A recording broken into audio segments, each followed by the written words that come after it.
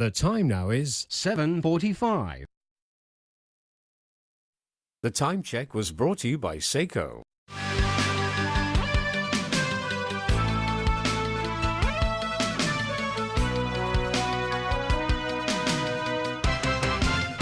Welcome back to TVB News. In Taiwan, new Taipei Mayor Ko Wen-je has stressed the need to promote democracy. Ko was one of 22 heads of cities and counties sworn in today. They won in local elections held on the island last month. Ko unveiled plans to further develop the city, saying a strong Taipei would boost the entire Taiwan. He's an independent who had the backing of the opposition Democratic Progressive Party during the campaign. Elsewhere in Asia, Thai Prime Minister Prayut Chan-o-cha said today that martial law will be maintained and general elections will have to wait in order for the country to return to stability.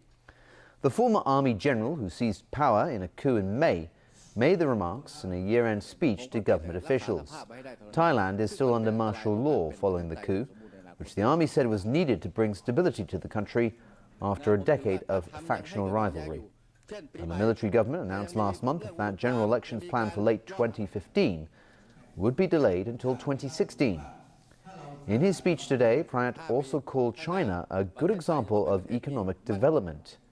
He urged Thais to stop bickering and look to China for inspiration. Prayut recently made a two-day visit to Beijing to forge closer ties, following a chill in relations with Europe and the United States. Several Western nations imposed sanctions and downgraded ties with Thailand in response to the coup earlier this year. Thousands of Christian pilgrims from around the world gathered in the biblical town of Bethlehem for Christmas Eve, celebrations at the traditional birthplace of Jesus. A procession was led from Jerusalem into Bethlehem, passing through Israel's concrete separation barrier, which surrounds much of the town. Worshippers then celebrated Mass at the Church of the Nativity. The event helped bring cheer and lift spirits in the area after a difficult year of conflict and failed peace efforts. Meanwhile, Pope Francis celebrated Christmas Eve with a late Mass in St. Peter's Basilica at the Vatican. The 78-year-old pontiff unveiled the figurine of a newly born Jesus and kissed its knee before beginning the Mass. Earlier, during a phone call, Francis urged Christian refugees in a camp in northern Iraq to stay strong. And back locally, while many families celebrate Christmas together, some Hong Kong children are often separated from their mainland mothers.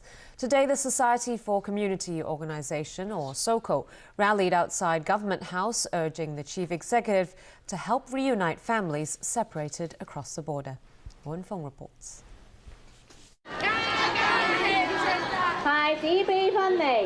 Around 20 children and their mothers gathered at Statue Square in Central this morning. The kids' Hong Kong fathers have either died or abandoned them. But the mothers do not have the right of residence in Hong Kong and can't stay in the SAR permanently to take care of the children. SOCO estimates there are around 7,000 children from such families. When it's time for the mothers to go back to the mainland, the children have to follow them or be left alone in the city.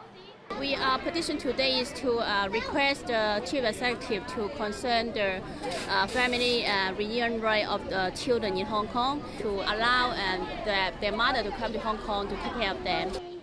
The ralliers marched to Government House, where the children posted their wish to reunite with their mothers on the Christmas tree.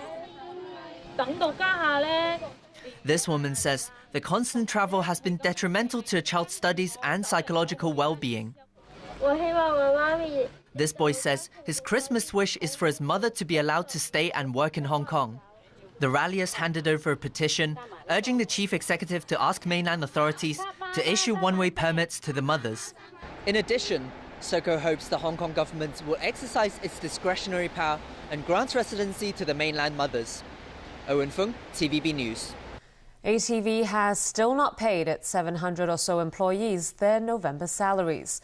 The Chinese section of the station's news department has confirmed that most of its staff plan to continue working until at least the 7th of January. But the company may still be in breach of its license conditions come 2015. Sources say the English news section will stop putting out the news on New Year's Day if staff members are still not paid by the end of this year. According to sources, English news staff of ATV plan to stop working from the 1st of January in order to put pressure on the company's shareholders. The broadcaster's free-to-air TV license requires it to run at least 2 15-minute news bulletins between 6 p.m. and midnight each day on both its English and Chinese channels. This comes as a manager of the news department said most of the staff on the Chinese news side have now decided to stay working until at least the 7th of January. But she couldn't say what staff members would do if there's still no pay by then, which is when workers will have officially been owed 2 months' salaries. It's against the law to not pay monthly wages by the 7th of each month. But the managing editor said newscasts will be shortened and will contain less local news as they expect fewer people on hand. On his way to Beijing for a duty visit, Chief Executive Leung Chun-ying said the Labour Department will make sure workers' rights are protected. As for the licensing issue, Leung said he will keep a close eye on the situation, and if there's any problem, the government will handle it in accordance with related laws and policies. He said the government has already received suggestions regarding license renewal from the Office of the Communications Authority. After government analysis, the recommendations will be handed over to the Chief Executive in Council for the final decision. Both ATV and TVB have their free-to-air licenses up for renewal at the end of 2015.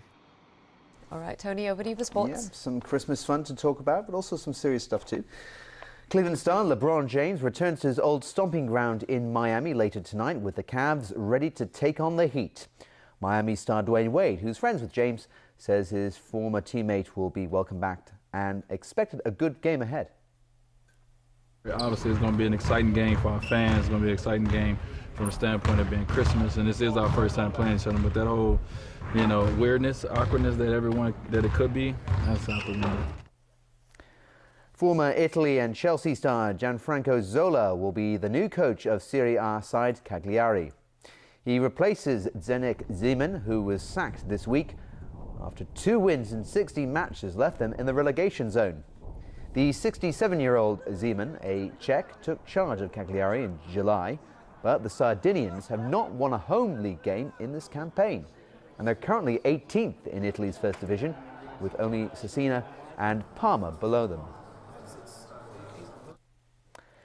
Well, 2014 was another eventful year in sports, featuring more stories of athletes pushing themselves in the relentless pursuit of glory.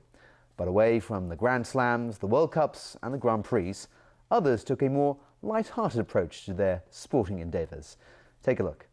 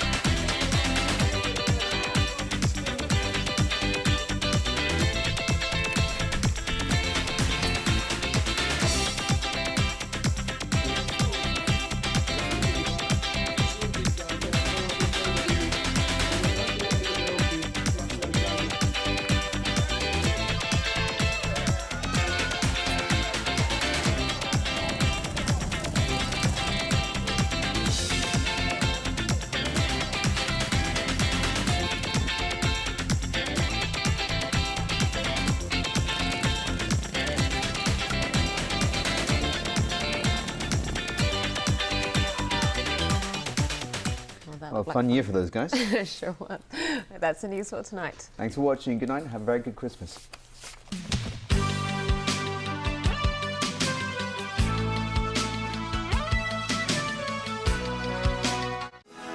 Under the threat of a